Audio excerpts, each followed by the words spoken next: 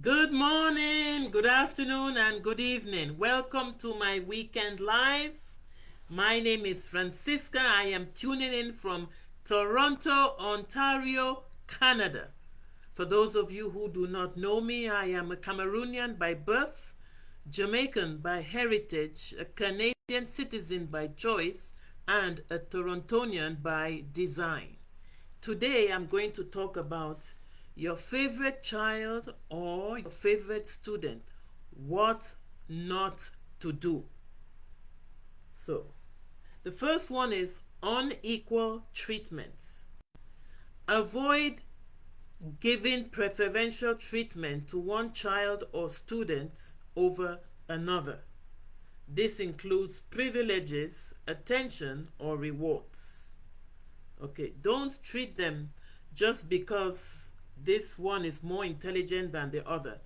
I am a former teacher, so I have had students of all intelligence levels, from doom cops to geniuses, and I have taught students from all socio-economic classes. So I have seen all kinds of students, the good, the bad, the ugly, those who are very intelligent and those who needed lots of help. Okay. The second one is comparison. Avoid comparing children or students in a way that implies one is better than the other. Each individual has unique strengths and weaknesses. I remember when I was in elementary school, we had 5 rows of classes and 5 rows in the class, and they'll put A, B, C, D, and E. So anytime you pass and look through the window, you know who are the A students, the B students, and the C students. When I went to America, they never did such like that. You don't have to tell people and expose them that these are the A students, the B students, and those who are failing. So that was comparison, which is not good. I even know of someone who was always comparing her daughters, and one of them, she committed suicide. She couldn't handle it anymore. Her mother kept telling her that, oh, your daughter is in this country, she's married, and you are not married, and you are just doing that. Her mother kept saying it. She could not handle it anymore. She killed herself. So do not compare your children or your students or even your clients.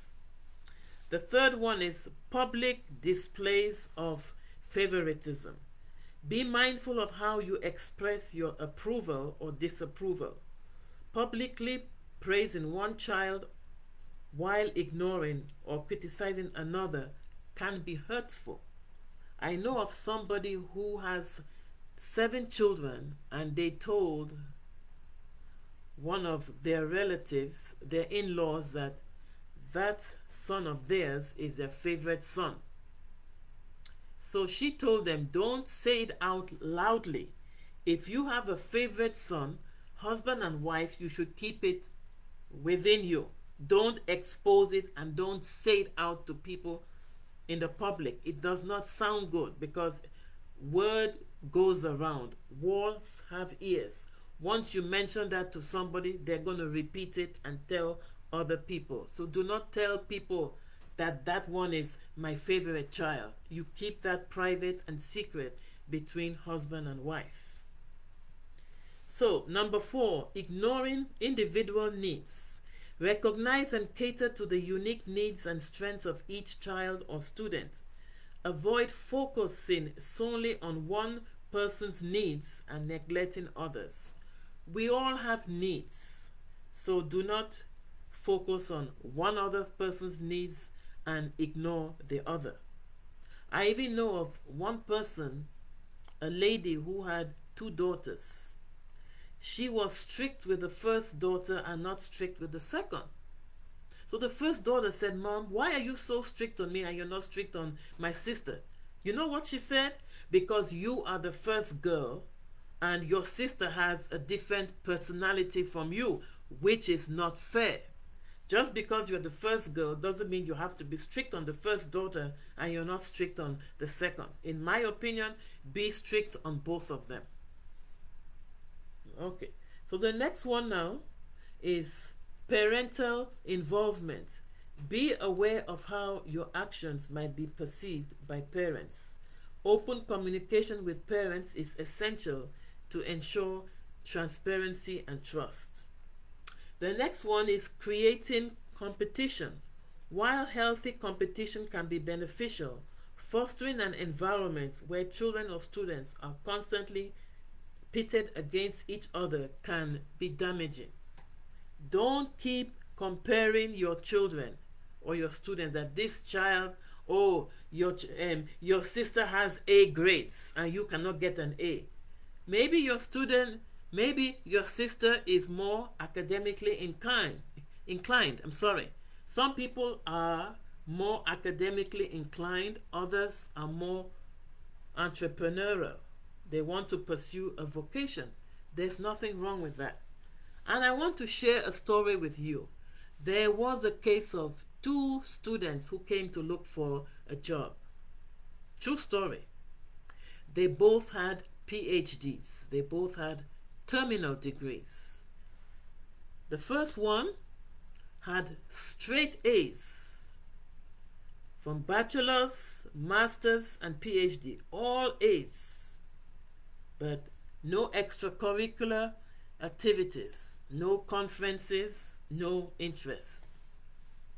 Applicant B had A's and B's and some C's, a few C's, but had attended several conferences, had written books, had hobbies and other interests. Guess who got the job? Applicant number B, because that applicant was a more well-rounded individual. Applicant A was a straight A student, but nothing else.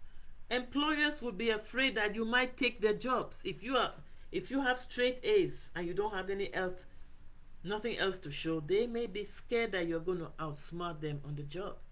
So the second applicant, who had A's and B's and C's, got the job. So all that glitters is not gold. So try not to compare your children or your students, because each of them comes with their own strengths. Thank you very much for listening. Have a good morning, have a good afternoon, and have a good evening wherever you might be tuning in from. I will talk to you tomorrow. Bye for now.